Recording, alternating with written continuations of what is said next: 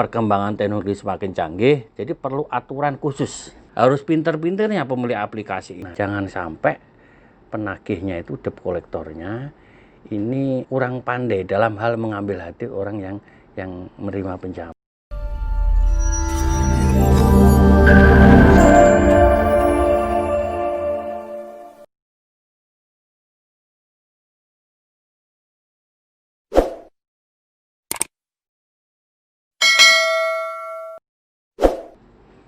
Assalamualaikum warahmatullahi wabarakatuh.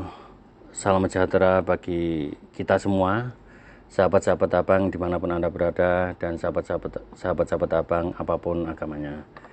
Kita tetap sehat selalu, sukses selalu, merdeka. Selamat berjumpa kembali di channel Solusi Abang untuk yang kesekian kalinya. Kita melanjutkan video yang kemarin, yang sebelumnya terkait masalah utang piutang. Kalau kemarin itu utang piutang secara general, secara umum. Tapi untuk kali ini utang piutang secara spesifik, yaitu pinjaman online. Yaitu pinjaman yang dilakukan secara online karena teknologi semakin canggih, jadi semuanya serba online. Dan sehingga ada pihak-pihak yang memanfaatkan, baik pemberi pinjaman maupun yang peminjam. Jadi kita tidak bisa menyalahkan salah satu pihak, tapi semuanya harus introspeksi. Artinya kalau memang terjadi persoalan-persoalan yang melibatkan pinjaman online ini. Jadi pinjaman online ini, karena ini kita di negara hukum, semuanya harus diatur melalui ketentuan hukum yang berlaku. Kalau dulu utang piutang ini karena ini ranah hukum perdata, tetap mengacu pada kitab undang-undang hukum perdata terkait masalah perjanjian, terkait masalah cara membayar, konsekuensi kalau memang gagal bayar dan sebagainya. Tapi ini karena perkembangan teknologi semakin canggih, jadi perlu aturan khusus yang mengatur tentang pinjaman online. Karena hukum ini sifatnya harus mengikuti perkembangan. Jadi tidak bisa kita tetap mengacu pada aturan-aturan yang lalu, tapi harus mengikuti. Kalau pinjol ini mengikuti kepada aturan yang sebelumnya, undang-undang sebelumnya, jadi tidak pas. Jadi tidak klop karena waktu itu belum diatur terkait masalah teknologi secanggih ini. Sehingga untuk menyikapi maraknya transaksi keuangan secara online, pemerintah melalui OJK menerbitkan aturan, yaitu peraturan OJK nomor 77 tahun 2016 terkait masalah pinjaman online. Jadi pinjaman online ini syaratnya satu, harus terdaftar di OJK. Yang kedua, harus berbadan hukum. Lah, kalau sudah terdaftar di OJK, berbadan hukum, otomatis pasti ada alamat kantornya. Ada alamat kantornya, ada direkturnya, sehingga syarat-syarat utang piutang itu pasti akan terpenuhi. Jadi ada peminjam, ada yang memberikan pinjaman, kemudian ada perjanjian, kemudian terbitlah namanya perjanjian utang piutang antara peminjam sama yang memberikan pinjaman, atau antara kreditur dengan debitur. Nah, kemudian kalau memang gagal bayar, kalau yang dulu, kalau yang bukan online itu memang aturannya berbeda-beda. Tapi kalau pinjaman online aturannya 90 hari. Karena ini cepat dan nilainya juga nggak terlalu besar, sehingga OJK membuat aturan 90 hari utang piutang itu nggak dibayar menjadi lunas. Lah, apakah ini rugi? Apakah si pemilik aplikasi ini akan rugi?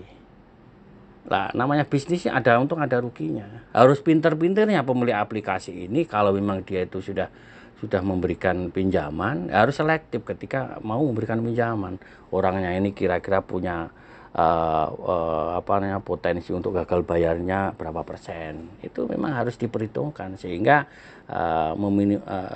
ruginya dapat diminimalisir. Kemudian bagi yang peminjam atau nasabahnya, ini juga ruginya. Ini bukan hanya untung. Dia mungkin hanya untung sesaat ya.